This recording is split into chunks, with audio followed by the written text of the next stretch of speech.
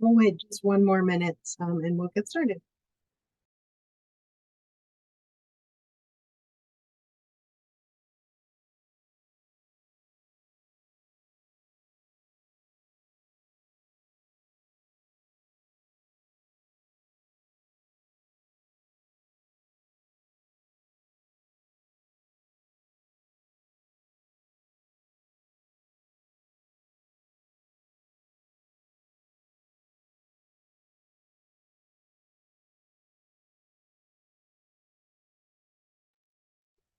Brenda, would you mind if I just start screen sharing with the introduction slide? If you don't mind, I'll just do a couple of housekeeping items and then we'll get started. Yeah. Okay, sounds good. Good morning. My name is Brenda Schaefer-Pellinan, and I'm joined by my colleague, Ashley Craiglow. We are planners with the Arrowhead Area Agency on Aging. We'd like to welcome and thank you for joining us for today's session on community health worker role and the apprenticeship program. Before we get started, just a few housekeeping items. Today's session will be recorded to share on the Arrowhead Area Agency on Aging YouTube channel. I encourage you to subscribe to our channel so you can keep up with the latest additions to our video library. We're also always looking for suggestions for future webinar topics. If you have suggestions for topics or speakers, feel free to send those to me at my email, which I'll share in the chat. Please keep your microphone set to mute. Just a note, if you have experience any issues with your bandwidth or with audio quality, it often helps to disable your camera. If you'd like, you can feel free to enter your name and organization or community that you're from in the chat box and how you found out about it, what you're hoping to get out of today's session. If you do have any questions during today's session, please feel free to enter those questions into the chat and we will address them at the end of the presentation. We'll also take some additional questions at that time. At the close of today's session, you will see a quick evaluation pop up in your browser. Please take a moment to complete that survey. It does help us greatly when planning future sessions. One last reminder, visit our Facebook page for information about other upcoming sessions, such as one we've got coming up on making a plan for aging solo. You can also check out our website at arrowheadaging.org. So we are incredibly lucky to be joined by today's presenters, Vani Howard and her team. Vani is the Community Health Worker Alliance Field Experience and Apprenticeship Coordinator and has been a community health worker since 2008. She entered the community health worker profession with an affluent and diverse background in healthcare. Within the profession, she is known for her work with older adults, as well as working with individuals with mental health and chronic health diagnoses.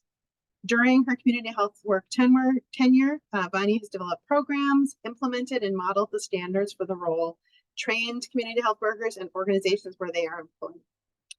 She is part of the second cohort of the Alliance's Community Health Worker Leadership Development Institute and has contributed her expertise to several Alliance-led projects, including the Mississippi State Department of Health Community Health Worker Training.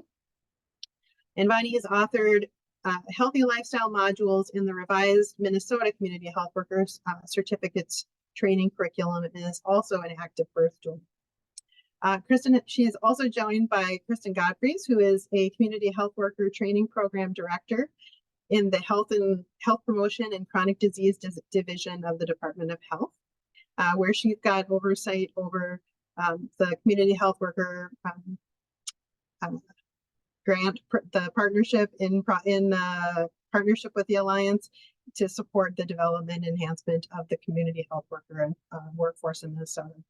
Previously, Kristen worked with Safety Net Healthcare System for 12 years, where she led integration and growth of community health worker programs and services within clinics, emergency departments, hospital, community, and home visiting settings, and has worked to extend the reach of the community health worker program.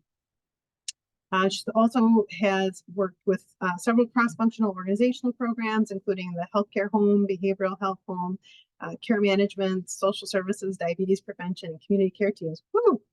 Where did you have time to do anything else? The two of them are also joined today by Nazadir Mohammed and Robert Howe, who are also part of their team, and I'll let them introduce themselves. Thank you guys so much for being here with us today, and I'm going to turn things over to you. Hello, everyone. My name is Nasadir Mohammed. I am the data coordinator for the CHWTP program initiative at MDH, working alongside with Kristen and Robert and the Minshua team, being Banyi and having Anne with us today. And I have worked as a CHW myself for a couple of years prior to transferring over to my current role as the data coordinator. I am happy to be here and to be part of the CHWTP team. So nice to meet everyone. Hello, everyone. My name is Robert Tao. I'm working through AmeriCorps through MDH specifically as a public health project coordinator. I'm pretty much assisting Kristen and Nasadir with anything they really need from public outreach and stuff like that to e-module converting, and also working on assignments on them just to really push the community health worker training project program. I have some background, not in specifically public health, but I have a lot of background in community organizing and community engagement.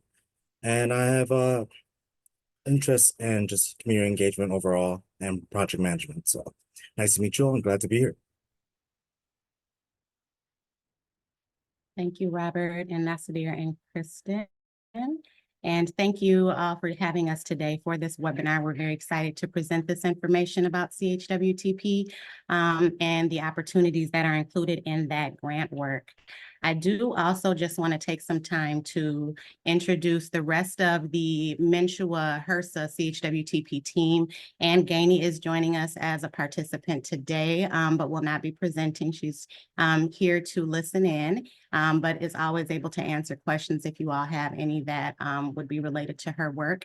Angela Fields is our student services coordinator, and then Rachel Stoll is our program manager for this grant work. So today we will give an overview of the Alliance and the work that we do there. And then we'll also talk about community health workers, the profession, certificate training, as well as reimbursement. We'll touch on the scholarship piece for the CHWTP and then also apprenticeship. So the Alliance, the work that we do is around catalyst, convener, go-to resource, partner, and consultant. That's our primary role for the CHW profession and organizations who are interested in either working with CHWs, but then also organizations who support the work of CHWs. And so we are also a broad-based statewide partnership of community health workers and stakeholders organizations governed by voluntary nonprofit board. The Minnesota CHW Alliance provides a CHW Learning Circle, which is monthly. We also host a supervisor roundtable quarterly. And then we have a monthly e-newsletter that's distributed to mainly community health workers, but we also have organizations who tap into that publication as well. And then we have the CHW training opportunities and focus group work, which is offered to CHWs to provide their experiences to partnered organizations. And then we also, when available, have the CHW Leadership Development Institute, which, as Brenda mentioned in my introduction, I was part of the second cohort for that.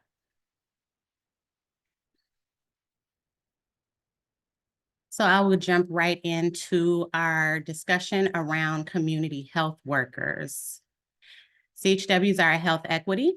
We come from the communities we serve, and we share identities and experiences, fostering a unique and relatability, which helps us to build trusting relationships with the people we serve. This being said, we do certainly work with folks from all communities, all culturally diverse communities. CHWs, maybe you're familiar with these titles. We're known by various titles, and some of those are outreach workers, care guide, health navigator, community health advisor, peer educator, insurance navigator. In the American Indian culture, we are known as health representatives. And in the Latina culture. We are known as promotoras, program coordinators, and we even hold roles such as program managers and state delegated public guardians.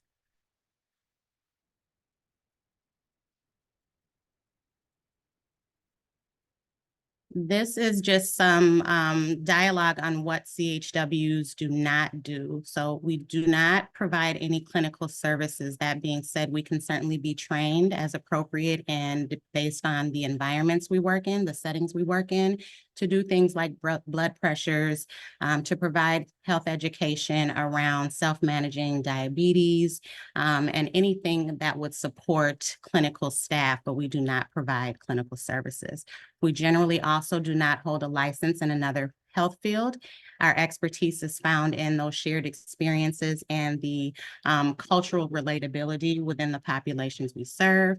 And the focus is on social determinants of health, upstream and downstream prevention. And many of us do a significant amount of our work in the community. So oftentimes we're not found within the organizational walls, but out in the community doing health screenings or home visits and things of that nature. This is an infographic that really gives a good idea of currently some of the places where CHWs can be found working. As you can see, one of them is with seniors. That's at the top left.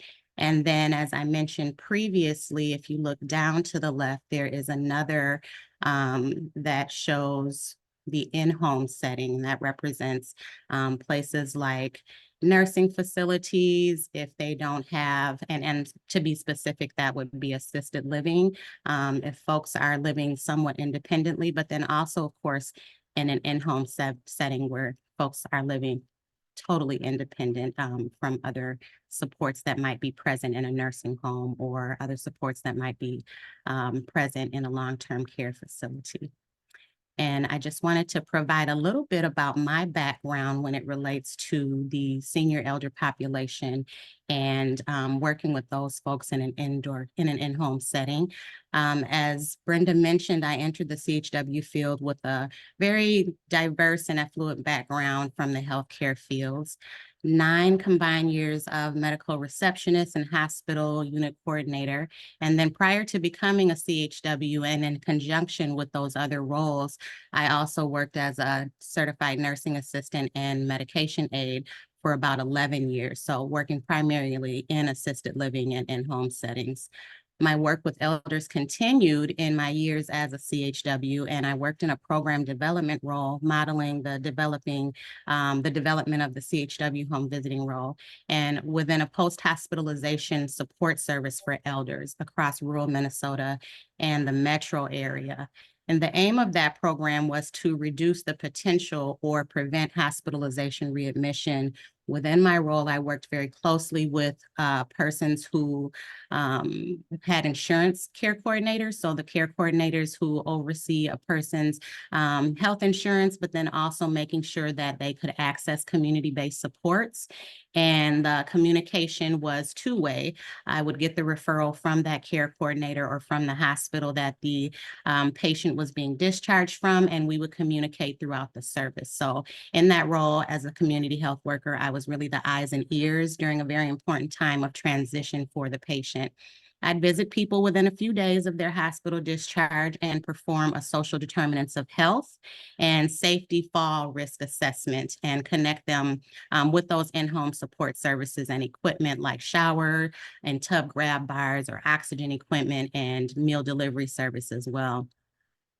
I would also help with appointment compliance, so making sure that they're able to attend those post-hospital follow-up appointments and scheduling transportation for them to do so. Another area I'd assist with is medication reconciliation and compliance, including helping with ordering prescriptions for people and even helping them to access pharmacy delivery service if they were unable to get to a pharmacy physically to get their prescriptions. And that also included prepackaged medications or ADM machines, which are, you all may be familiar with automatic medication dispensers. And lastly, I'd worked with the elders around chronic condition self-management education, as many of them were diagnosed with illnesses like diabetes or COPD and asthma or hypertension. So what I just described is how a CHW can be utilized in a home visiting setting with elders, which I hope is helpful for all of you in thinking about how the CHW role within your organizations and programs and services can be utilized. And now I'll hand it over to MDH to talk about CHW roles in public health and other topics. Okay, thank you, Vanyi. Thank you for sharing your direct experiences. I know that's always most helpful when we're sharing information related to community health workers. As many of you probably know, or you've probably seen this graphic before, community health workers also play roles in local public health, can also be employed by public health setting, really helping to meet the community specific areas in the foundational capabilities and areas of service of local public health organizations. Next slide, please. And as far as community health worker education in Minnesota, each state has determines their own process for community health worker education and training. And in Minnesota, it was the first state with a statewide competency-based educational program based in accredited post-secondary schools. It's a 16-credit program. That's a blend of classroom or virtual classroom and field-based learning through an internship or a field experience. A high school diploma or GED is required at some schools and is a requirement for our HRSA grant scholarship, which we'll talk about later in the presentation. But really the program, it can be taken as a standalone program or as an educational pathway in public health, health or social service careers. So you can see the map here. It's offered right now at 5 different schools across the state. Most of them offering in a virtual format and some of them offering in a hybrid format. There is no board of licensure or certification in Minnesota, but there is this great academic certificate program. Next slide, please. And if you're wondering a little bit about what is covered in the certificate program, it's really it's not everything that a community health worker would learn because community health workers, as Vanyi mentioned, bring a lot of lived experience to their role. The certificate program is really about the key competencies and the core competencies for community health workers in Minnesota, which are outlined in the slide, but role and advocacy, capacity building, coordination, documentation, communication. So really those core competencies, and then some specific health promotion competencies are covered as well, in addition to an internship or field experience requirement. Next slide, please. And then as far as, sorry, Vanyi, was there a previous slide on funding? No, okay, I will move on to the reimbursement. So there are various ways that organizations that employ community health workers may maintain or sustain positions. It's usually through braided funding mechanisms, through grants, government or foundation dollars, general operating dollars, as well as those that do medical billing or reimbursement. So Minnesota Healthcare Programs covers CHW education services, specified in an authorizing provider referral. And the community health worker must have completed the certificate program in Minnesota that I previously covered in order to bill for services. So that is one component that organizations that provide direct services to patients and have billing ability can bill for through Minnesota Healthcare Programs in Minnesota. Next slide, Vanyi. Okay, next slide. All right, and then the news in 2024 is that there are also new services covered by Medicare in 2024 related to health-related social needs that community health workers provide. So community health integration and principal illness navigation are the two primary services that are covered by Medicare starting in 2024. And they're the first codes that are really specifically designed to describe services involving community health workers and community health worker type roles, and also has a mechanism for community-based organizations to also bill for community health worker services under the collaboration or supervision of a billing provider. So there's more to come on this. I'm happy to share more information and resources for those that are interested in this type of mechanism, but just really continuing to see advances in the community health worker field and ways for reimbursement. Next slide, please. And a little bit on community health worker effectiveness. So there's a lot of research and evidence to show that community health workers are a health equity workforce and really can show some effective outcomes, showing a 3-to-1 net return on investment. And when we're looking at the healthcare system and connection with community, we really see effectiveness shown through reduction in utilization. So in emergency room use, hospitalizations, reductions in readmissions, and in nursing home placements. So this is really, there's really some great evidence and effectiveness for community health worker interventions and services in the ways that Vanya talked about earlier. Next slide here. Okay, and I think I'll be passing off to Nasadir, and maybe this is a question for Brenda and Ashley, but would you like us to pause it all and ask for any questions or things in the chat before we move on to the next part of our presentation, or would you like us to do that at the end? However you would like to do it, it's totally up to you. Okay, well, maybe before we move on, the next piece that Nasadir will be jumping in is to talk about our HRSA grant and the training program and those opportunities. But I know Vanya and I have covered a lot about the community health worker role and effectiveness in billing, and education. So maybe we'll just pause here for a moment and see if there's any questions. You could either put them in the chat, or I'm assuming people can raise their hand or come off mute if there's any questions right now before we move on.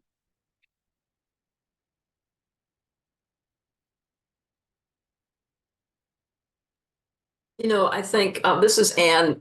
I'll turn on my camera too. I just want to make sure that you know that there are community health workers in the Arrowhead. Ely has many of them. Heidi Fabbitt is the coordinator of that program through Essentia. Some of them are in Duluth. The Community Health Board of Carleton, Cook, St. Louis, and Lake counties is looking into community health workers. I think Red Lake is out of your area, but some of the tribes are interested in community health workers as well. So I just wanted to let you know that there are some and folks you could talk to in your region. Great, thank you, Anne. Okay, I'm not seeing any other hands raised or questions or things in the chat, but feel free as you think of them to drop those questions in the chat as well. I'll monitor those while Nasadir, hand off to you to talk about the CHWTP. Thank you, Kristen, and thank you, Anne, for that. I'm just gonna give you guys an overview of the CHWTP grant that we are currently working with. So CHWTP stands for the Community Health Worker Training Program, and it is a 3-year grant funded by HRSA. We are in a partnership with MNSHUA, as you guys already know, also we are in partners with DLI, being the Department of Labor and Industry, for apprenticeship and field experience. Next slide, please. So to kind of dive into the overview of the CHWTP, Our program consists of 3 major components, the first one being the scholarship for the trainees or for participants that are interested in obtaining the CHW certificate. And then we have the apprenticeship / field experience component. And then lastly, we have the upskilling training for CHWs, also known as the online training modules for the CHWs. So those are the 3 major components to our grant.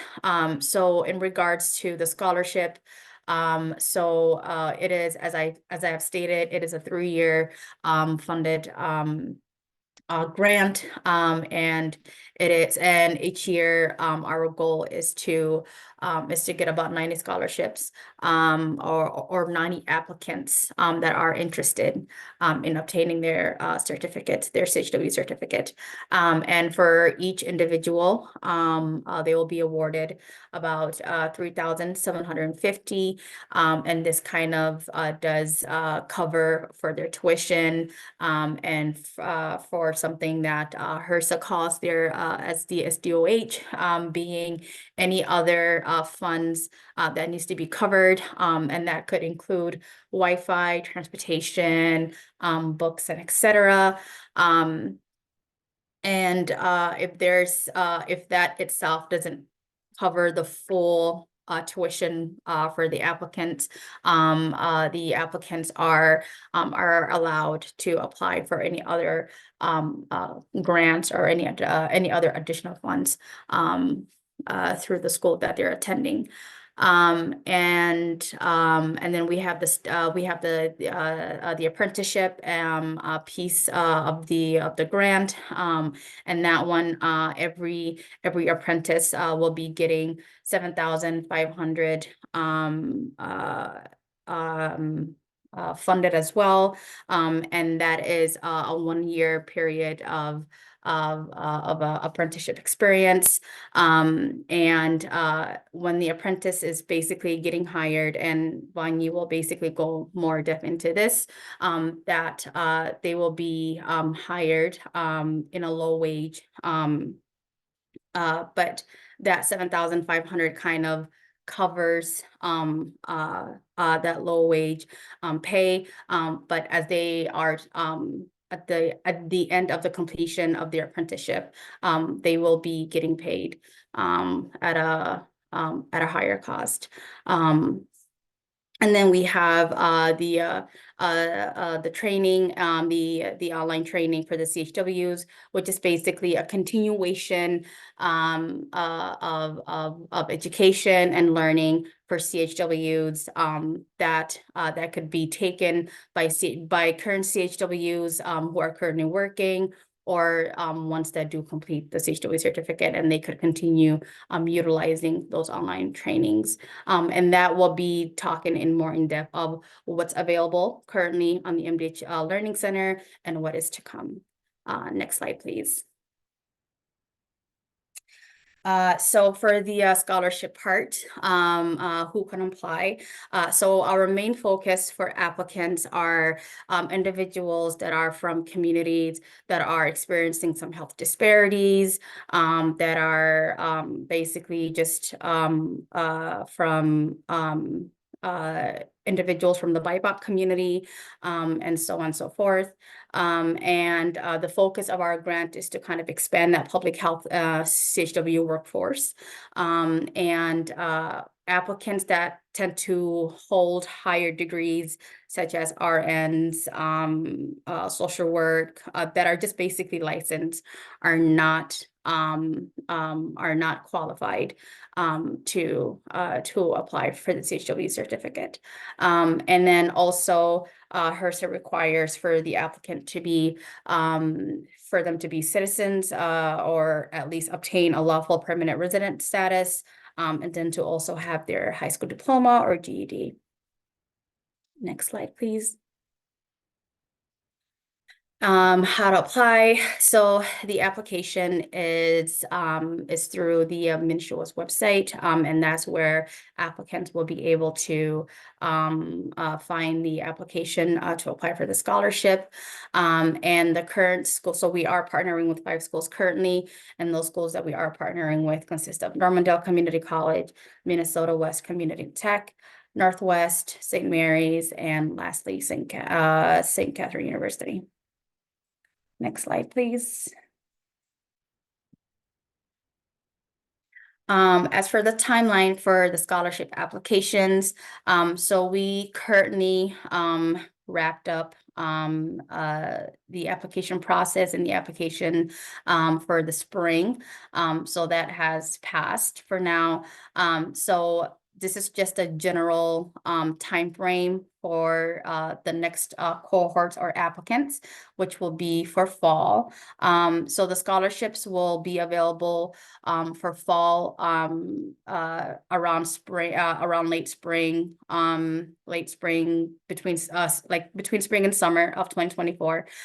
So we don't have a specific date at the moment, but just to give like a general just a general understanding of when that they could be possibly or to be expected. And then the applications will be awarded throughout the summer with the hopes of starting for the fall semester between August and September, depending on the school. Next, please.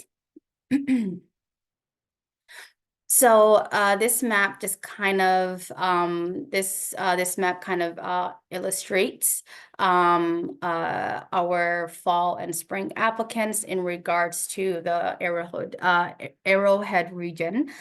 So this slide kind of illustrates applicants based on their city of residence, and the fall applicants are in red and the spring applicants are in yellow.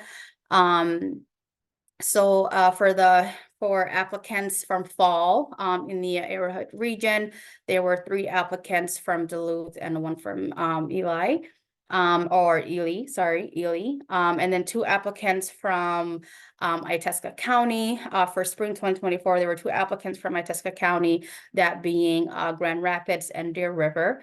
And then there was 1 applicant from St. Louis County, 1 applicant from South Range, and then at least 3 applicants identified with Bois Forte Band of Chippewa, and at least 1 applicant have identified as Hispanic or Latino, and others have identified as white. So that's just kind of the overall numbers of applicants from the Arrowhead region. And as for the northeastern part of Minnesota, a large of our applicants in spring are from Red Lake. 7 applicants for spring 2024 have identified with Leech Lake Band of Ojibwe. So overall, our applicants from the Arrowhead region are a very small amount for the CHWTP certificate for both fall and spring. But however, it is a bit more as compared to the Southwest and the South Central. They are a bit more applicants as compared to those 2 areas. But overall, as the team, as a CHWTP team, we are focusing in those areas, and we are with the hopes of increasing our key stakeholder partners to assist us in just increasing the applicants in the northeast area of Minnesota, as well as the other 2 areas as I mentioned, and as well as in the hopes of increasing our partnerships with in regards to apprenticeship sites and field experiences as well for the CHWs. Next slide, please. All right. I will be passing it back on to Kristen for this one.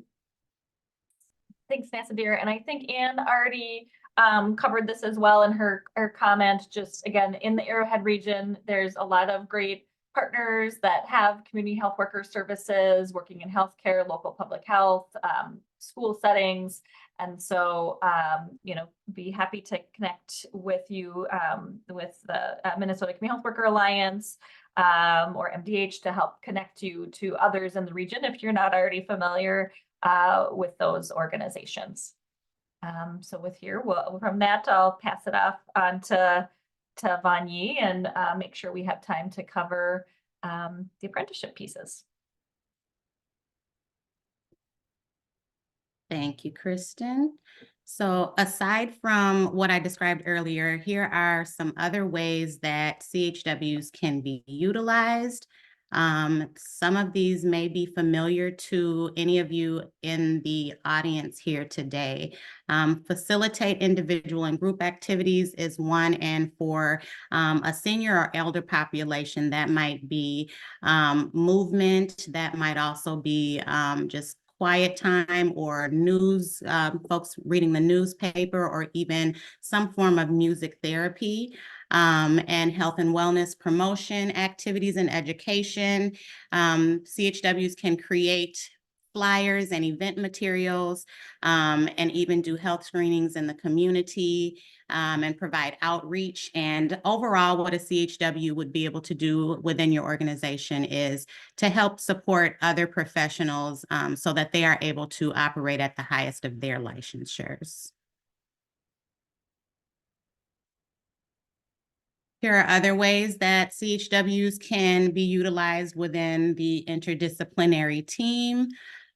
This can be done pretty much in any setting, but some of the focus settings, as I mentioned earlier, that might be helpful to know is that they can be done in homes or assisted livings, and we can also provide services in clinics and hospitals. Care coordination and service coordination are also part of the CHW role. Again, this is not so much of an overlap for other professionals who might provide those services, but it's meant to be a support for those services. I've certainly done a lot of these. Actually, I've done all of these tasks as a CHW in a home care setting as part of an interdisciplinary team. We can link folks with external referrals, including following up, perform social determinants of health and safety assessments, help folks to access community-based resources, services, and equipment. I mentioned earlier the medication and appointment compliance, as well as attend appointments and assessments. So if there is an individual who may have been referred for something like an elderly waiver, we're able to sit in on those assessments and advocate for the needs of that individual. And then also just make sure that those supports and services that were advocated for are accessed by the individual, so that they're not slipping through the cracks, so to speak. So just some tasks and goals that CHWs are able to assist other staff with. And now I will talk about the CHWTP Apprenticeship program. We've had an overwhelming response related to the scholarships and lots of people taking advantage of the scholarship opportunity to become trained as a CHW. And so with that being said, there's a great need for organizations to support the growth and expansion of the CHW profession.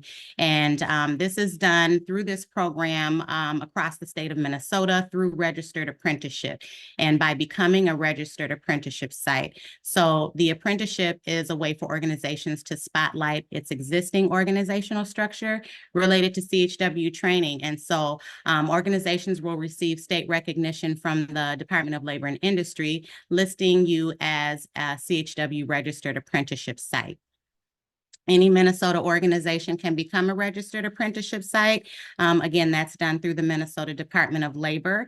And through that process, you would receive step-by-step support. So it's not completing the process blind at all. If you're an organization who is not familiar with the role and scope of practice of a CHW or have never utilized a CHW, I am also there to support those meetings and the process to give just some ideas about what that role might look like within your specific organization. And MDH, as well as the Alliance, will keep a list of registered apprenticeship sites, and we provide updates as they become available with the new sites that are completing that process.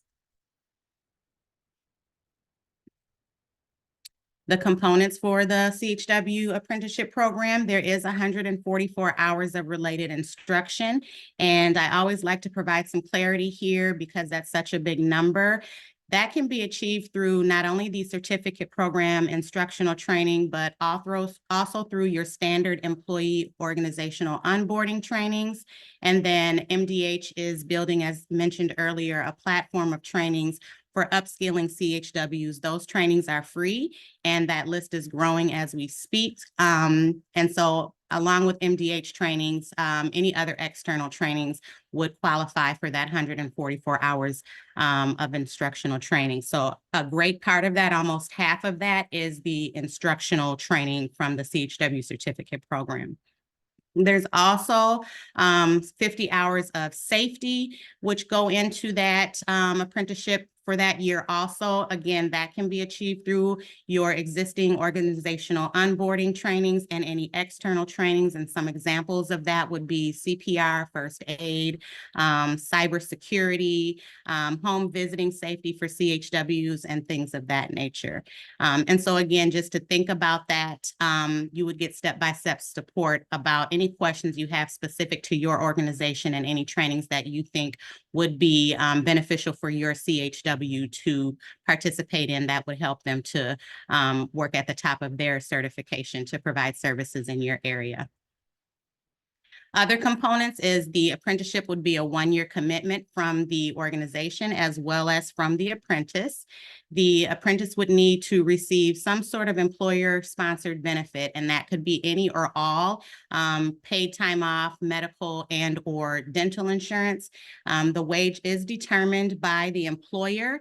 To provide some clarification and additional information regarding the wage, we would like to see that the apprentice is making a livable wage at the end of that 1 year apprenticeship training. And so in the state of Minnesota, here in the Twin Cities, we're seeing that the standard wage is about $19.46, but that wage does vary geographically, so it would not be the same in your area. If you're wondering about that, I can certainly get that information for you as to what that wage would be for your area. With that being said, the Department of Labor and Industry does not oversee that wage, only to the extent that, again, the apprentice needs to be making a livable wage at the end of the 1 year commitment. And that might mean that they get a raise halfway through or at some point during the 1 year commitment.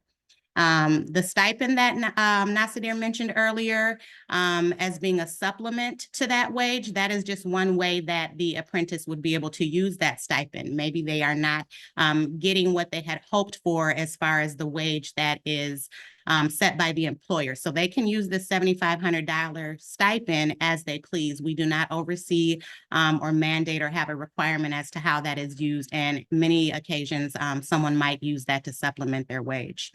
The structured on the job training, again, incorporates the CHW role and scope of practice and the core competencies that they've been trained on. So you would be getting a CHW in their last semester of certificate training or a CHW certificate holder. Either way, they would already be trained to use the role and scope of practice and the core competencies. And again, it includes the organizational structure that already exists where you are. What are the benefits? So the benefits for the CHW is that they would get that on the job training, and they would have the benefit of that wage requirement, being that it is to end the apprenticeship in a livable wage. They are going to have the ability to learn as they earn, and they would be learning what they, through the role and scope of practice, what your organization trains them to do. And again, that stipend, of course, and for employers, you'd have the benefit of getting support from the Minnesota Department of Labor and Industry, as well as MNCHUA through that process. Apprenticeship is known to increase the structure for workforce development within organizations. And then the organization would, of course, have the option to not only train that apprentice, but to retain them beyond the 1 year commitment. I discussed this a little bit ago. The eligible participants would be the certificate holder or the student who is in their last semester of training, and then any organization. And if an organization is interested in becoming a registered apprenticeship, they would do so through the Department of Labor and Industry. You would hire a CHW apprentice just as you would any other CHW or any other employee. We would like to see that the CHW is at least interested in the work that you're doing at your organization. We do know that there is a higher potential in that case for a CHW to stay on longer with an organization if they are passionate about the work that you're doing. If apprenticeship is fitting for your organization, I can do a warm handoff of support with the Department of Labor and Industry. And there are a series of meetings that happen through that support where you have the opportunity to provide information on your organizational structure. And then you would I would get you connected with the Department of Labor and Industry, and you would hire a CHW apprentice. And then the apprentice, we would strongly encourage for them to apply for that $7,500 stipend.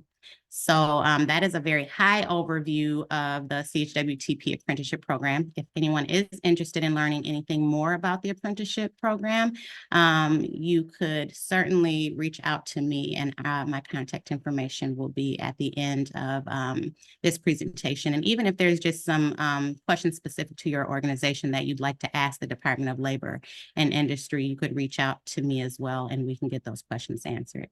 And now I will hand it back over to the MDH team.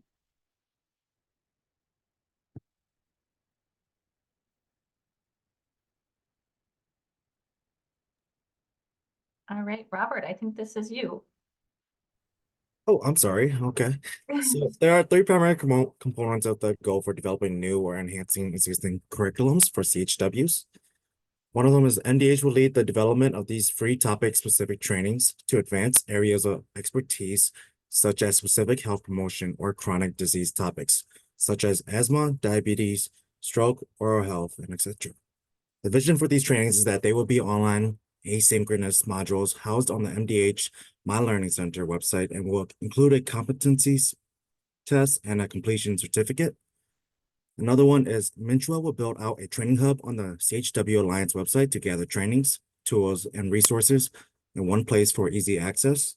This could consist of a listing of other CHW-specific trainings in Minnesota or nationally that may not be housed on the MDH website or created through this grant work. Lastly, the third component is to enhance existing CHW curriculum materials by translating education materials into different languages and making available for CHWs through the CHW certificate program. Next slide, please.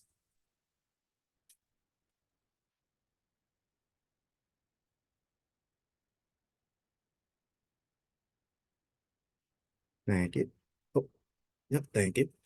MDH Health Promotion and Chronic Disease Division has started to develop CHW-focused free online learning modules on the basics of chronic disease prevention and promotion for common conditions. The HRSA CHWTP grant will support the condition of the development of these free modules, as well as hopefully support the creation of additional modules based on feedback from CHWs like all of you.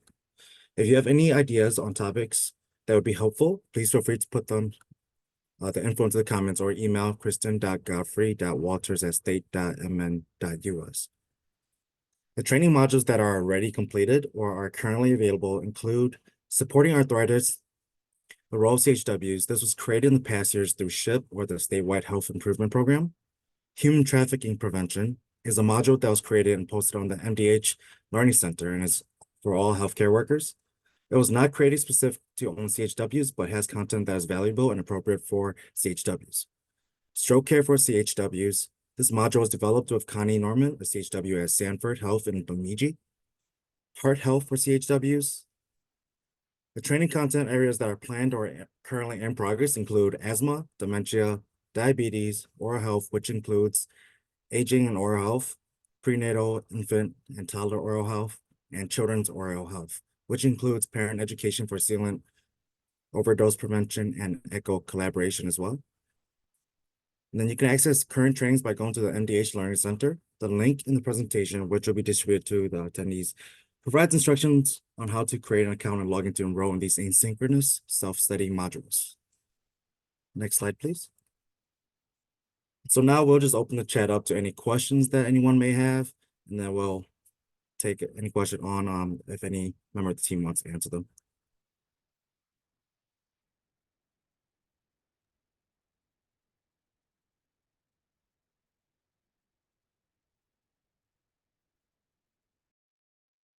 All right, I know we covered a lot in talking about the community health worker role, in the Arrowhead region. We talked about the community health worker certificate program scholarship and apprenticeship, as well as our online training. So open to answering any questions on any of those things.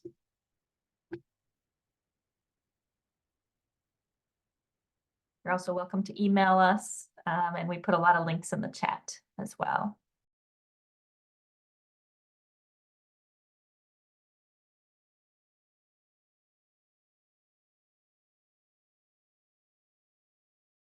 Anyone on the call currently working with community health workers in your organization?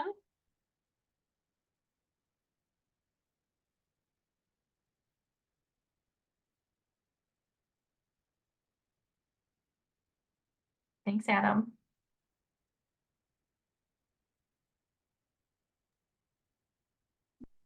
Yeah, a lot of great information. I think it's, you're like anyone else, we're gonna come up with some questions later, but thank you and we'll make sure we get them in touch with you. Thank you guys so much for joining us today. I appreciate it so much. I think it's such an incredible role that can help close that medical and social gap that exists in so many communities. And so I think there's such potential for a role like that and for different for organizations in our area. And so we will make sure we've been recording the session today. And so we'll be pushing that out and helping get that information out to folks. And folks, if anyone is interested, you can certainly, like I said, you can check out our YouTube channel to be able to view if you want to go back and watch the video again, or we'll also be sending out a link and follow-up information as well. And when we sign off for today, we'll have those questions about and offer opportunities for follow-up information. So Thank you so much for having us, Brenda and Ashley, and thank you all for participating. thank you guys so much. I appreciate it. Have a good one. Take care and have a wonderful. Bye.